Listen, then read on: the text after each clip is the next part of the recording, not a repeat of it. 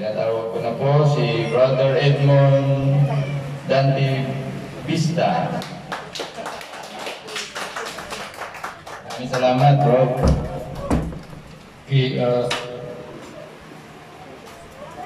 wait lang po. Okay, good afternoon po sa inyo. Bro, puro na. Ayun, by the way, I'm Brother Edmond Vista. Yun nga, nag-graduate ako ng CLP 2012.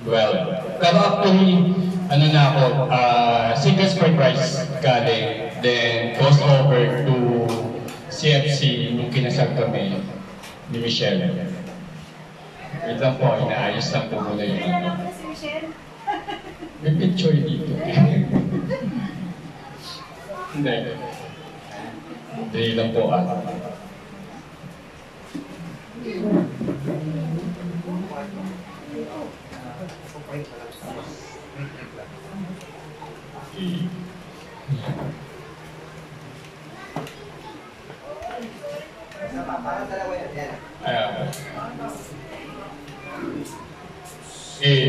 pakilala ko muna yung family ko.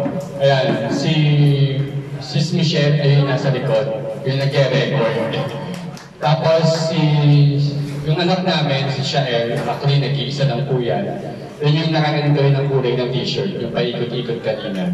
At syempre, yan ako. Then,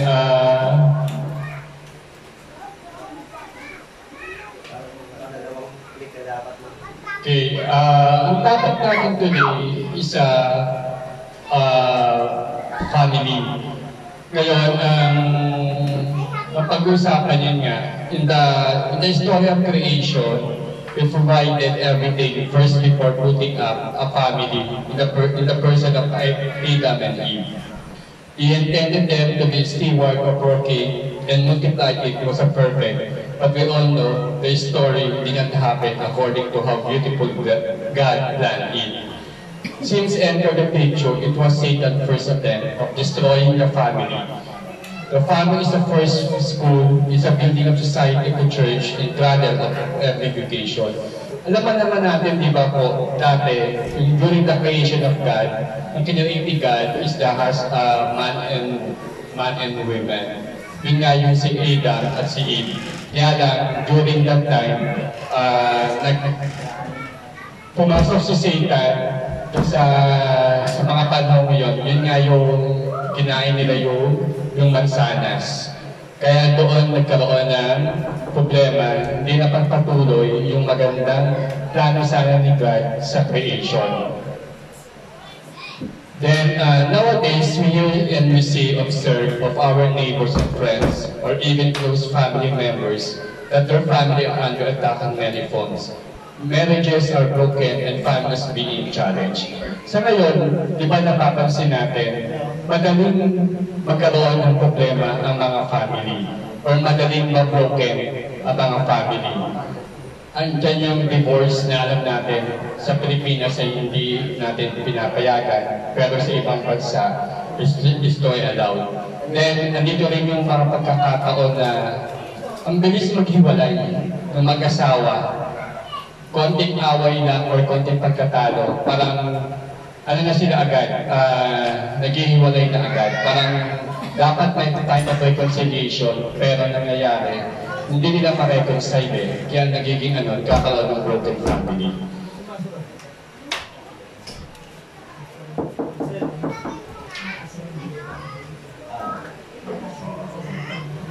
Dito sa Joshua 24:15, sinasabi, "It is displeasing to you to serve the Lord, choosing today whom you will serve. The gods your ancestor served beyond the river, or the gods of the Amorites in whose country, who are dwelling as for me and my household, we will serve the Lord." The family is imperfect, yet beautiful gift from God. Nilalagyan namin ng mga pictures. Yan, yung mga pictures namin ng family ko.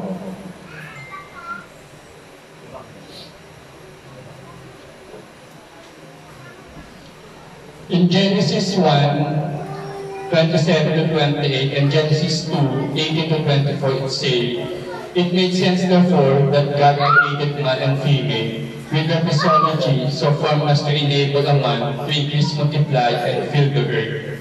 God intended man and woman to be one, not independent individual, producing baby, but husband and wife, raising a family. Yun nga po, sa Genesis, sinabi nga doon, God created man and female, na yun yan, di ba, parang kinuha ni God yung isang part ng buto ni Adam para magkaroon ng Eve. Binuo niya yun para magkaroon ng babae at lalaki, at the same time, magkaroon ng mag-increase and multiply. Ito yung ginagawa natin ngayon as a family or husband and wife.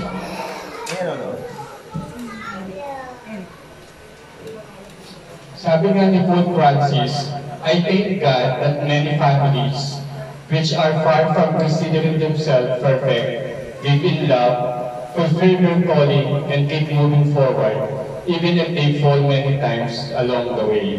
The synods of Lek show that there is no stereotype of ideal family, but rather a challenging mosaic made up of many different realities with all their joys and problems. Ayun nga, ang sabi nga isa ni Pope Francis na ang mga pamilya is considering themselves a perfect, live in life, fulfill their calling, and keep moving forward, even they are many times along the way. Ilan, dapat yung family, laging magkakasama, laging magkaayos sila, na each family is the whole of God and members belong to parents. Must regard their children as children and respect them as a human. Yun, magkaroon na ng procedurable ng bawat pamilya o ang asawa ang babae at lalaki sa bawat isa kung paano nila palalakihin o paano nila inumol ang bawat member ng pamilya.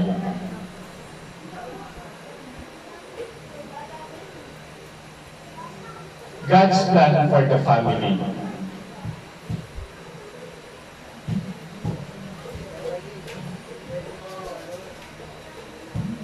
It makes sense, therefore, that God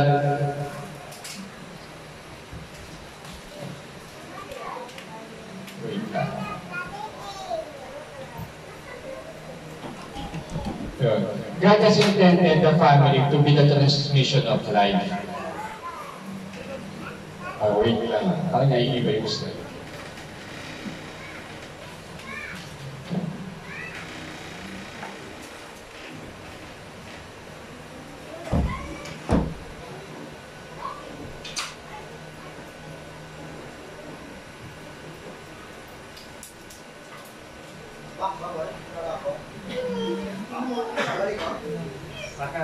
Hindi. Wait. Pabalik ko.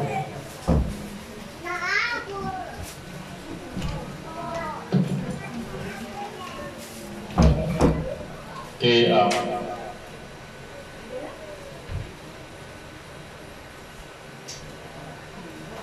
God has planned for the family.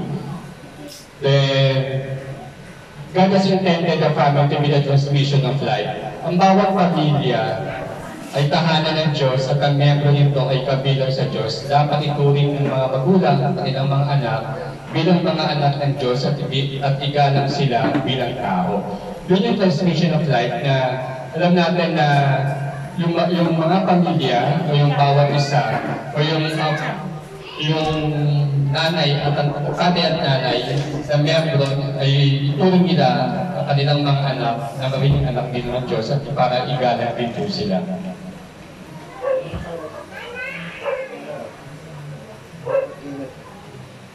The family is a place for teaching children and training leaders.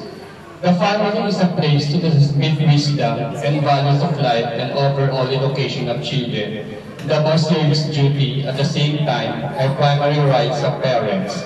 This is not just task of a burden but essential and inalienable rights of that parents are called to defend and with of which no one claim to deprive themselves. Yan. Ang pamilya rin daw, ang parents din daw, ang nanay at tatay din, ang mag-consider na mag-unang magtuturo sa mga bata. Alam naman natin, di ba, ang pamilya ay siya ang unang parang unang paaralan o unang natututo ang mga anak natin sa ating pamilya. Kasi tayo yung magpapalaki sa kanila, nagpapalaki sa kanila at tayo din yung gumagabay sa kanila. Before sila magpunta sa mga eskwelahan, di ba, naituro na natin sa kanila yung mga dapat gawin or naituro na natin sa kanila yung mga tama at mali. Kaya nga, dito, the family is a place of teaching. Then, parents have first responsibility for the education of their children. They bear witness to this responsibility by creating a home where tenderness, love, tenderness, forgiveness, respect, fidelity, and disinterested service. As the word teaching is not formal, but rather comes in the everyday activity in home. Ganun din po, ang magulang din ang may unang responsibilidad niya. Kaya nasabi ko kanina, at pisana nila ang kahinaan nito sa pamamagitan ng pagwika ng tahanan. Ang lambing, pagpapatawad, paggalang, katapatan at walang interes sa paglilingkod ay ang panuntunan ng pagtuturo ay hindi formal, pagkos ay nasa pang-araw na gawain. Yun nga, ang pagtuturo po ng magulang o yung mga sino po ba dito ang nagtuturo sa mga anak kung paano maglambing sa kanilang mga anak? Pagpapatawad. Paggalang. Ito number 1 to, di ba? Yung paggalang ng mga bata sa mga magulang. Katapatan. Ito, hindi. Alam naman natin, di ba? Yung mga bata dapat maging At yung paglilingkod ay napagtulungan ng pagtuturo at pag-course ay isang pang-araw-araw na gawain. Ito mga binanggit ko sa inyo, pagpapatawad, paggalang, katapatan. Ito yung mga araw-araw natin na nangyayari sa ating pang-araw-araw na pamumuhay. Ito yung araw-araw na tinuturo natin sa ating mga anak. Diba? Ito yung, kasi diba, from the start, yung sa mga bata pa lang sila, ito ni agad yung tinuturo natin, di ba? Aside from the school, na tinuturo sa kanila, nagtuturo din tayo bilang mga magulang o ama't ina nila sa bawat isa. Kaya yung picture na nakikita nyo is tinuturuan namin ng bata. Tapos, a family is a domestic church. Parents, especially the father, are to be the priest and their families, as they present their families by the example of Christianity, diligently teaching Scripture. The family, like the church, ought to be the place where the gospel is transmitted from the rich gospel ethics in the family, which is conscious for the mission of all members, evangelize and are evangelize the parents. The family of the domestic church means the father will lead the family. Sino po ba dito sa inyo mga participants na nagtuturo ng scriptures sa mga anak nila? Wala pa. Yung mga Bible, nagbabasa lang siya mag-isa. At least may initiate siya. Kayo po, nasubukan ninyo ba na magturo? Or sa mga anak. Actually, di ba nga, ang father daw ang dapat maging pari ng kanilang tahanan. Kung sa simbahan, yung pari ay yung priest. Sa ating tahanan, yung mga fathers ang magiging pari. Or siya yung magtuturo ng mga magandang asal o yung mga sa Ebanghelyo. Na yung pagkadasal, di ba, yung pagkakasal ng Biblia, yung mga gano'n na dapat na ibahagi natin bilang isang ama dito sa ating pamilya. At syempre, di ba, bilang isang ama, kailangan natin maging evangelizer din. O evangelize natin yung mga anak natin. Like dito sa Scopus for Christ, yan, i-evangelize namin kayo para maging member kayo dito sa community ng Corpus for Christ. Ganyan din yung mga anak nyo, na-evangelize din sila na maging member din. Actually, yun nga, may mga ibang ministry na para sa mga bata. Then, magulang din ang may unang responsibilidad para sa mga edukasyon ng kanilang mga anak na pinasa nila ang kanilang responsibilidad na ito'y pamamagitan ng pagtika ng isang tahanan. Yun nga ako sa may lambing. Okay. Then, next point is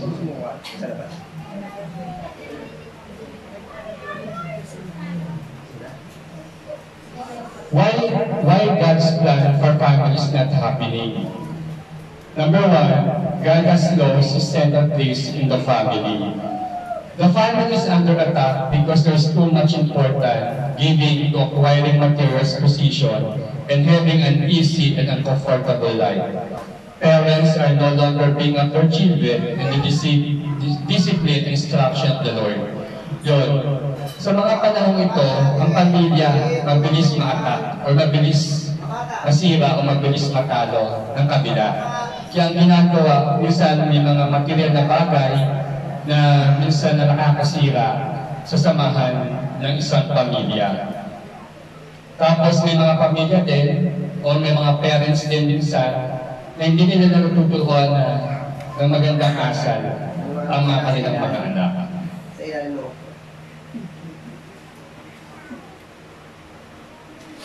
Sinabi nga sa Ephesians 5:22-25 says there, commitment is shaky, they cannot be depended on, and the parents and the partners become insecure. Ephesians 6:4, fathers do not exasperate their children, instead bring them up in training and instruction of the Lord. Or wife, submit your own wife, submit yourself to your husband as you to the Lord, for the husband is the head of wife, as Christian is the head of the church. His body of which is Savior. Now the church submit to Christ, also the wife should submit their husband everything. Husband, love your wives, just as Christ loved church and gave him up for her.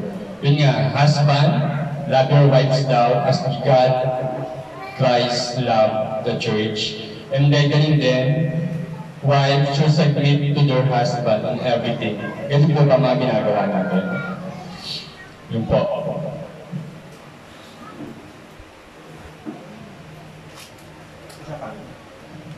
The family itself is losing its importance. The phase of the modern life has become very fast, making difficult for lasting relationship to develop the culture of business, where we feel our schedule too much, thus take away us from the essential. Moreover, many of the family's responsibility have been taken over by the global society and the youth. Yun po. Sa mga modernong panahon ngayon, alam ko, maraming nakakapagpahirap para sa pagmatalagang relasyon ng isang mga pamilya. Alam natin, di ba, masyado na tayong mga high-tech ngayon, or minsan, sa mga sobrang high-tech na to, minsan yung mga pamilya, hindi na minsan nagkakausap o hindi nagkakaunawaan na. Kasi minsan, may mga kanya-kanya tayo o may mga kanya-kanya na tayong busy o ginagawa. Minsan naman, minsan din, nakaka-epekto rin ito sa mga nakikita natin o nakakasama natin sa mga kapitbahay o kabarangay o bisang sa kapamilya natin. The traditional family has become dispensable, separation and divorce become easy to obtain. Giving is not an only acceptable, but as formal of throwaway culture is evident even in the way we deal with each other. Ayun din, ang sa traditional family din natin, nawawala din yung mga old na nakagalian natin. Kasi ngayon, napakadali na ng divorce, di ba? Meron lang tayong may pagkakaintindihan ang nangyayari, nag-aaway na yung mag-asawa, o minsan nga, pinakamalala, nagde-divorce sila. Pero, alam naman natin na hindi naman natin allowed dito sa Pilipinas ang mga ganong patakaran. Kaya, we are here in this community of Couples for Guys para matulungan kayo or makatulong sa inyo ang pagkasama bilang mag-asawa at may turo din sa inyo ang magandang gawain bilang maging pinuno ng isang pamilya.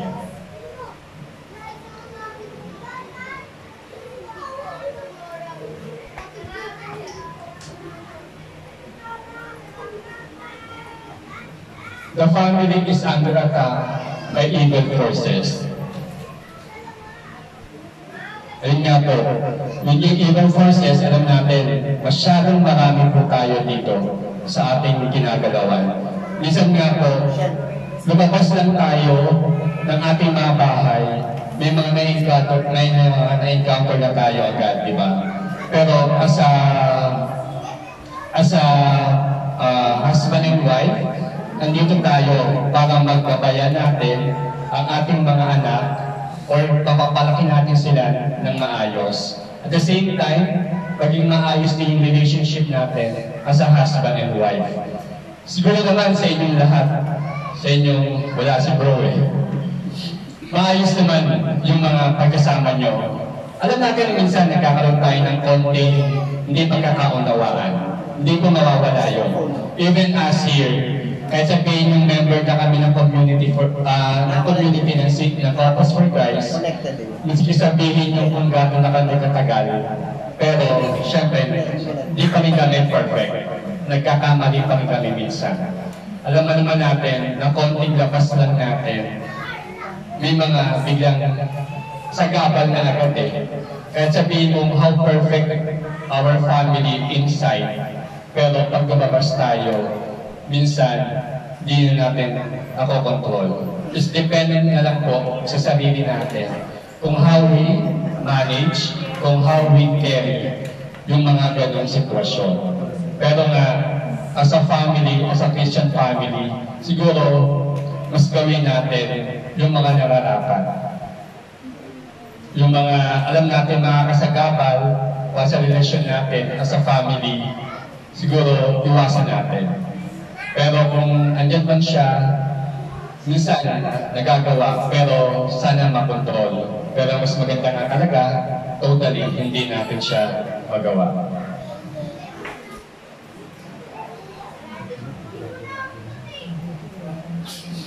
Puro picture eh. Ayun, what can we do? There are only devils want to break up the family and promote many things to undermine the family. But believe that because God has a great plan for the family who wants love and grace to overflow in our hearts and express in our home. So here, the tips we can share in the families we strive to be a happy family. At yung mga gagawin natin, kung paano natin malalabanan or paano natin ma-maintain yung magandang relasyon natin bilang pamilya at bilang mag-asawa at bilang magulang sa mga anak natin. Alam naman natin lahat tayo nagsusumikap para itapat o buhayin ang ating mga pamilya. Mas lalo na po mga kalalakihan o yung mga tinatawag nating fathers na alam natin, ginagawa natin kung ano yung makakabuti para sa ating mga pamilya. Bro, nag-work ka? Paano work mo? Sabado, Friday, Monday hanggang Saturday? 8 to 5. Go, bro. Ganun din.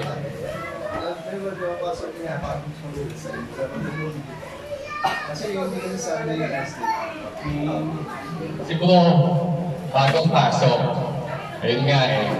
Bagong pasok yung asawa niya na family driver. Kaya na po nawala dito sa aming CLT. Actually, it's a good sign. Diba? Doon nagsisimula pa lang kayo, there's a blessing na pumasok na agad sa pamilya niyo. Kaya lang siya, don't worry. Pagpapatuloy natin yung kay bro. May mga paraan tayo dyan. Yun din. Tapos si Benji, naka-online. Kay si Eric, shout out kay Eric. Nakaano po tayo, FB Live. Kasi meron po tayo nasa Dubai na participant. Siya po yung isang makakata na naka-eyeglass. Ayun, yun. Yun po. Yun lang, yun nga, as a husband na nagtatrabaho, parang hirap, di ba? Kung anong gagawin natin. Kaya siguro, sa simple way na to, is at least magawa natin yung mga bagay na makakatulong sa atin para matagang ma-promote natin ang pagkakaroon ng Christian family o ma-promote natin ang pagkakaroon ng magandang pamilya.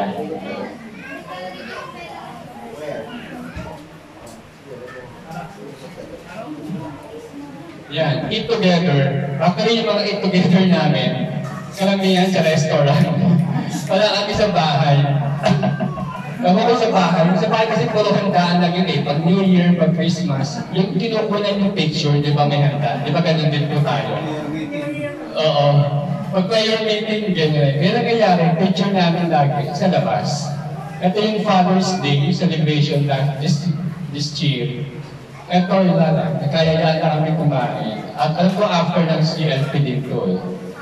Yan, lumabas na kami. Eat together, Pope Francis remind us, a family that hardly ever eat together does not talk but watches television or look at the same smartphone is barely family. When children engrossed with computer at the table or mobile and do not talk each other, is not a family. It's like a boarding house. Eating together is a symbol of togetherness. At the table we talk and listen to one another. We nourish a relationship in the table of fellowship with the members of our family. Yun nga, eat together, yan yung kasing one way na parang makasama natin ang ating pamilya. Diba? Actually, minsan hindi natin nagagawa sa almusal yan. Sa lunch.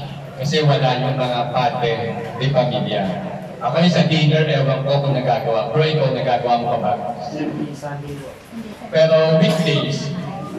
Hirap, no? Weekdays. Kaya sa gabi. Ikaw, bro. Minsan nintay nila ako, kahit Hirap to na, kahit alas 11 na. Kawawa na. Ilan yung bata mo? Ay, pinapakulit.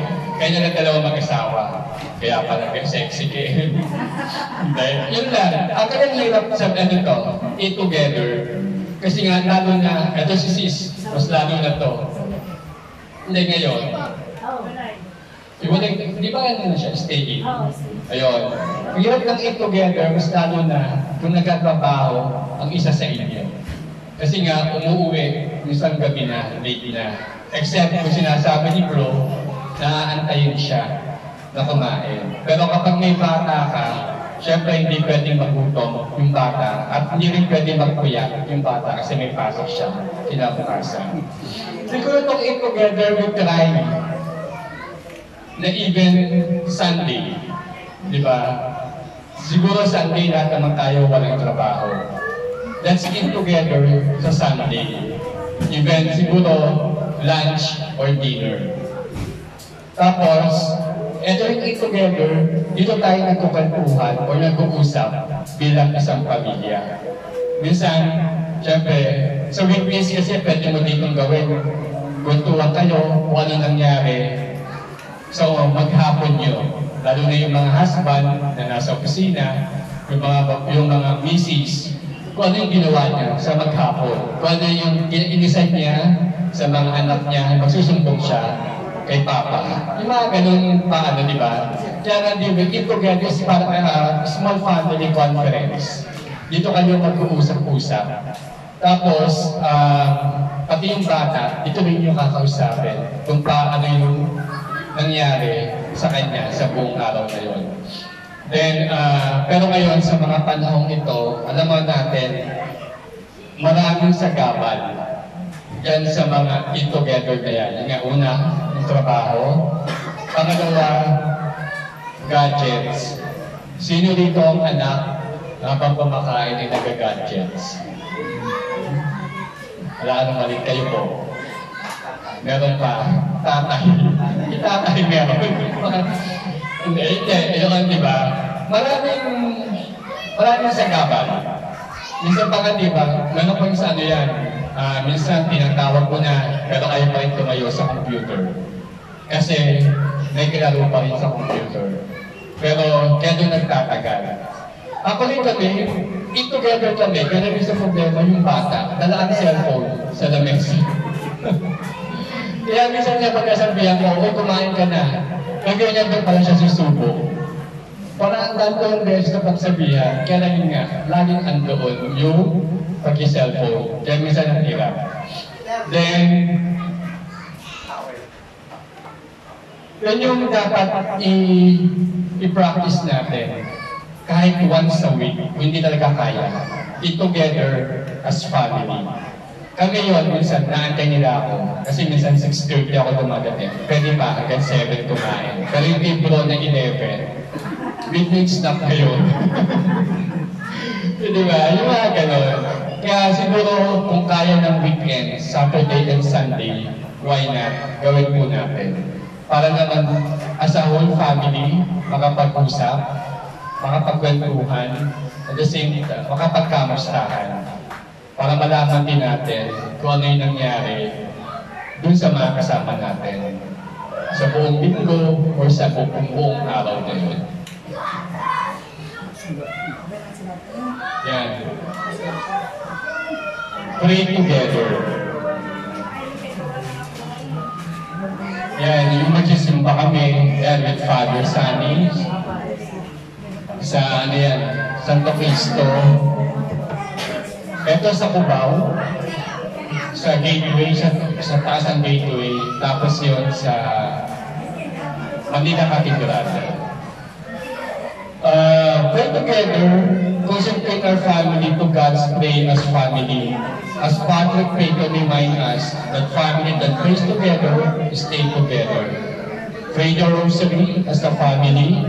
Pray over your children for the healing of the family members. Intercede for each other needs. Celebrate the Holy Mass by attending regularly together as a family. Yun nga, pray together, parang eat together din yan. Sino po dito ang nagdadasal, nagsama-sama? Simbahan, umaattend ng Mass, whole family. Ikaw sis. Ngayon, nakakasama mo si bro. Pero dati, kayo po. Sunday Mass? Minsan lang. Ilan ang anak niyo? Yung maliliit. Ayun. Yun din. Let's try to attend Sunday Mass as a family. Siyempre, yun nga, pray together, stay together. Tapos aside from that, sa Sunday Mass, sino rin dito yung nag-pray ng rosary every day? Wala.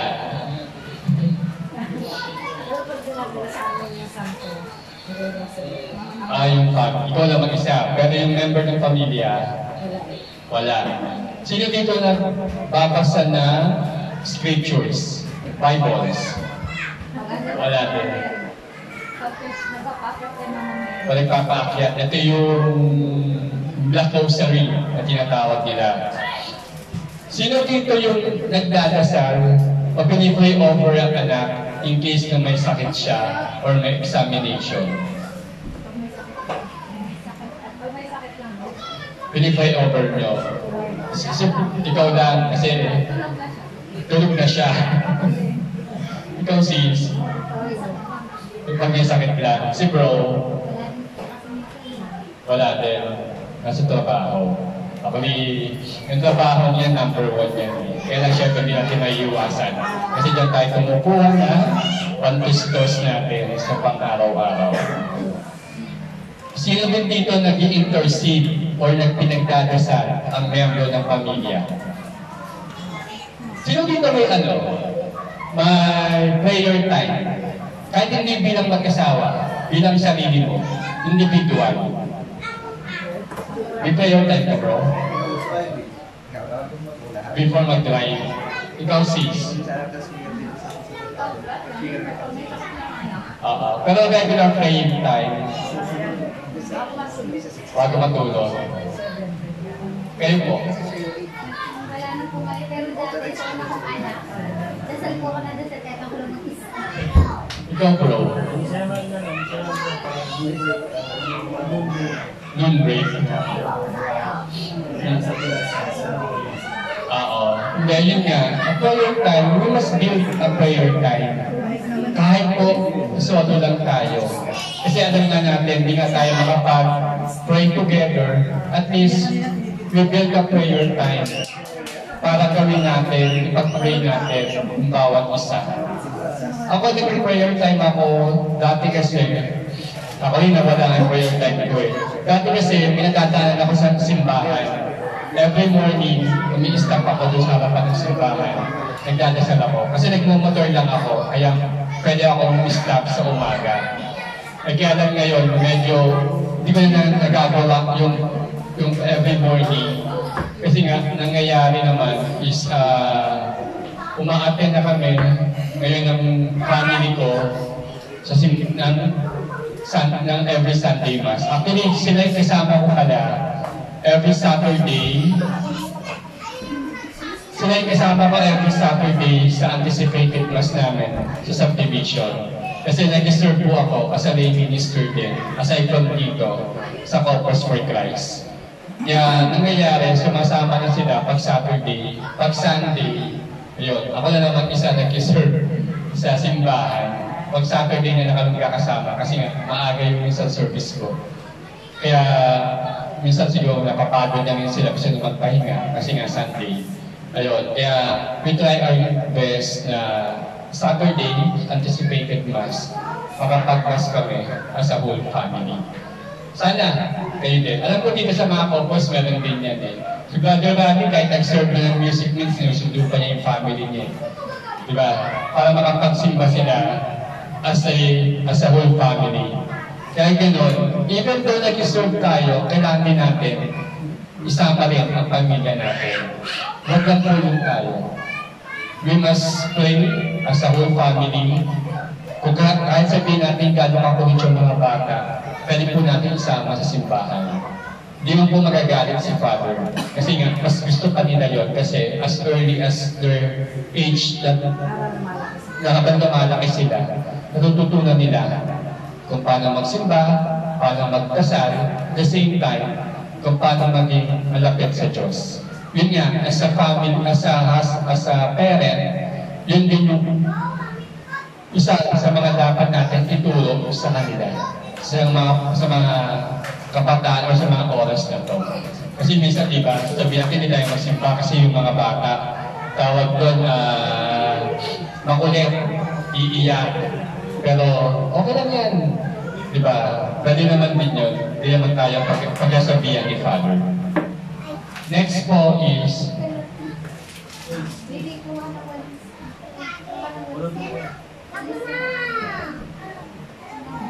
love one another. Make time for the task of building a strong family. The Lord presents to others in real and concrete family with all their daily troubles and struggle, joy and hopes. Examine your daily life to ensure that your family has enough quality time together. Be ready to reduce our activity if necessary. Plan regular family creation, vacation, and other activities. Create opportunity to love, for love to nourish, to understand and fulfill as a role of the Father. Yan. Love one another. Ang sinasabi nga dito, kailangan natin magkaroon ng oras sa ating mga pamilya. Sa one way of pakita natin na mahal natin ang bawat isa. Sino dito yung nagkakaroon ng at least once a year, lumalabas ng pamilya o nagpa-family outing? Kayo po. Oo. O yung gumagawa ng recreation na kasama ang pamilya. Sino dito minsan nagpo-mall na as family? Pag may okasyon. Pero kunyari, sa isang buwan, ako hindi naman kailangan ng every month. Basta magkaroon na kayo ng oras sa pamilya nyo na makasama nyo sila sa labas. Mamamasyal, kakain, mag-i-staycation. Alam ko medyo mahal yun, yung staycation. Pero kung marami naman, di ba? Ayun, magkaroon tayo ng i-build natin yung relationship na alam natin na may isip ng ating mga anak or malinoris sa kanila hanggang paglaki sila. Na, kunyari, ang family ko, ganito po, may din lumabas, masaya kami, tapos, yun nga, natuto ko mag-swimming, dahil tinulungan ako ni Papa, yung mga ganun. Tapos, yung mga ganun na yung dapat natin in-nourish hanggang bata sila. Kasi minsan, di ba, paglaki, minsan hindi natin magagawa. Kasi paglaki ng bata, minsan nangyayari doon, is may mga kanya-kanya na sila. Actually, sa akin, ayan, ito si Shael. Shael Kawai. Ayan si Shael po, 11 years old. Ngayon, medyo nakukontrol pa namin. Pero siguro next year, baka hindi namin kaya maano yan kasi next year is first year high school na siya. Ako yung nag-iisa lang din yan. First year high school lang siya next year. Di ba ganun yun? Pagdating ng high school yung mga bata, may mga kanya-kanya na eh. Kaya in-nourish natin habang bata sila. Isama natin kung may pagkakataon. I-treat natin kung may pagkakataon. Alam ko magastos siya, pero hindi naman lagi. Di ba? Lumabas, mag-outing, magastos. Mag-staycation, magastos. Pero, there's a time na makakagawa tayo ng paraan eh.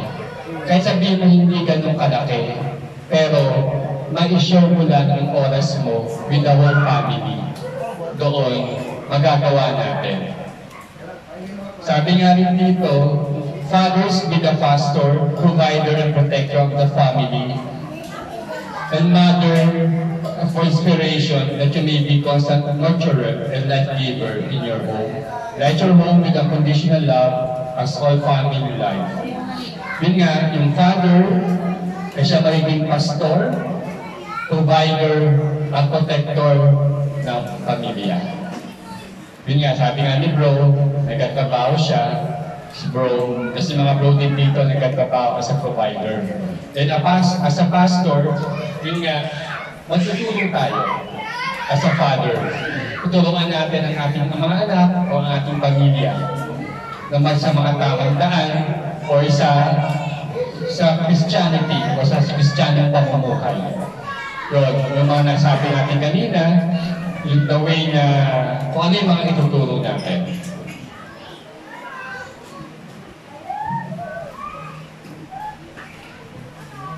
Sabi nga dito sa Amoris Laetitia 66, Nazareth teaches us the meaning of family life. It's a loving communion, the simple and also beauty.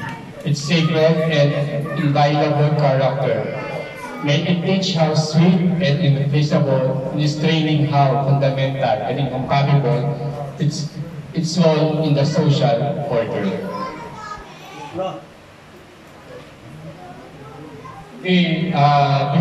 Before tayo mag-prayer, siguro ano ko lang, yun nga, as a Christian family, we must develop it as early as now, or dapat gawin din natin.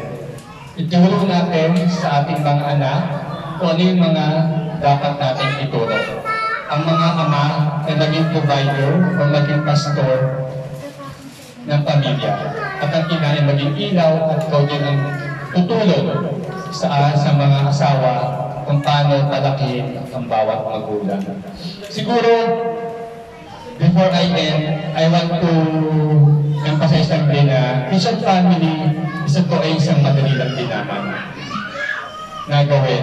It's depend on our way kung paano natin siya gagawin. Kasi meron lang po tayong mga dapat natin gawin. Eat together, pray together, love one another. Yun ang pinakamadaling way para magawa na natin ang pagkakaroon ng isang Christian family. Na alam ko naman, nagagawa natin ang kulang lang sa atin is paano natin itutuloy, paano natin ito i-develop ulit, o paano natin papalaguin sa mga pang-araw-araw nating pamumuhay. As early as now, alam ko, minsan nag-iisip tayo, di ba? Minsan mahirap. Pero pag ito ang ating nakasanayan, ito ay madali lang gawin. Mas lalo na kung andyan na sa puso natin, nagagawa na nyo, ang kailangan lang talaga is i-develop it. Kami dito, as a members of community, ganito kami ng una. Sa mga sarili namin. Pero habang tumatagal, dinidevelop namin yung mga natutunan namin o dinidevelop namin yung mga nakasanayan na namin. Develop to in a good, not in the bad. Kasi tayo rin naman ang makikinabang sa mga magiging resulta nito. Diba? Magkaroon tayo ng isang family, laking tuwa ng bawat isa. Diba? Even our parish matutuwa sa atin. Pag nakikita tayo na magkakasama tayo lagi, nagdadasal bilang isang pamilya. Diba? Lalo na ngayon, lagi nang inaano sa kabila sa mga simbahan na isama natin ang ating mga anak or being the one na umaattend ng mga Sunday Mass. Yun po. Ilang, brothers and sisters, ilang po. We have, magkaroon tayo ng isang buhay at pamilyang Kristiyano na nasa atin na ipanatiliin na lang natin po. Then before we end, I would like to pray over ko kayo. Close your eyes while Brother Rami is bibigyan tayo ng background song. Let's put ourselves in the presence of God. In the name of Father, Son, Holy Spirit. Amen. Jesus, Mary, and Joseph, in you we have contemplated the splendor of true love. To you, we turn with trust, Holy Family of Nazareth.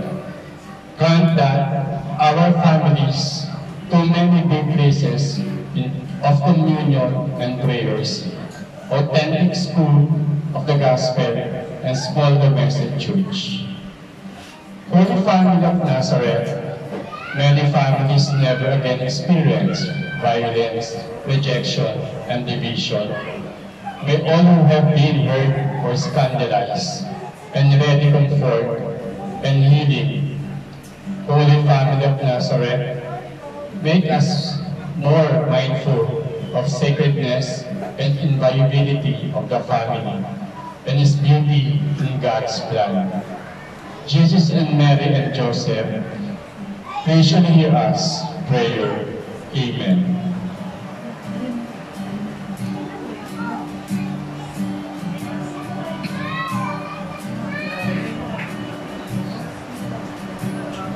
Yes, Lord, I lift up to you, Lord, this family na sa mga oras ito, Lord, na umaatin sa akin ng CLP kong ito, Lord. Lord, bless them sa mga araw-araw nilang gawain po, Lord.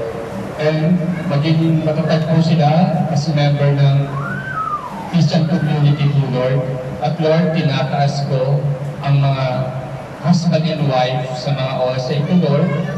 Nagampanan po nila ang kanilang mga tungkulin bilang isang pinuno ng isang pamilya. Maging gabay po sila o tulungan nila, Lord, kanilang mga anak sa mga tamang paraan o sa mga tamang kilos na makakarating po sa inyo, Lord. Though the Christian way na gusto nilang mangyari, Lord, sa bawat isa po, Lord. At Lord, gabayan niyo ang mga husband na nagkatrabaho sa mga member po ito, Lord, sa mga aming participants, na magawa po nila ang tungkulin, even though naghahati-hati na ng mga oras. Pero alam ko, Lord, they try their best para mabigyan oras sa kanilang mga pamilya po, Lord. Sa mga misis or sa mga wives na nasa kanilang mga tahanan, bigyan niyo po sila ng lakas, Lord, para magawa ang gawain sa pagbabantay sa mga anak o sa pag-aaruga. At the same time, Lord, sa pag-aayos sa kanilang mga tahanan. Lord, this husband and wives, Lord, sila sa aming harapan, Alam namin, Lord, na they tried themselves to be a good, pero alam namin, Lord, na ito'y magagawa po nila sa tulong niyo at sa tulong po ng community ng Couples for Christ po, Lord.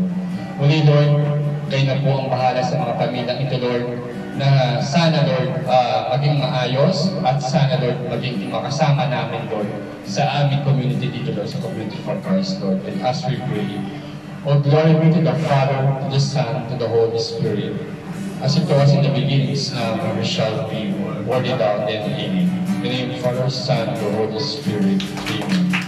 Thank you, brothers and sisters.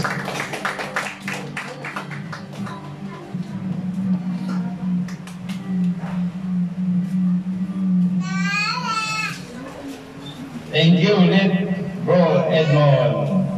Maraming salamat po.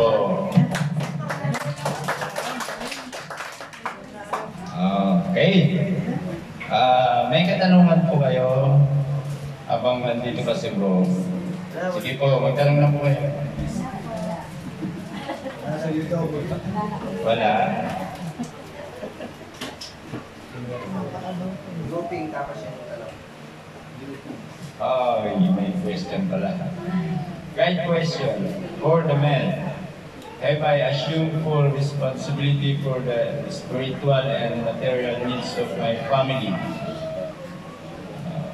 For the woman, have I supported my husband in his role and done my share in building up a Christian family? Yes. Grouping. Ayun yung tanong sa grouping. Okay, sa groupings po, yan po yung sasagutin niya yung katanungan. Sige po, sige po. Dito mga boy. Kayo wala-wala. Mga tatay. Mga nanay. Groupings. Meron ka lang.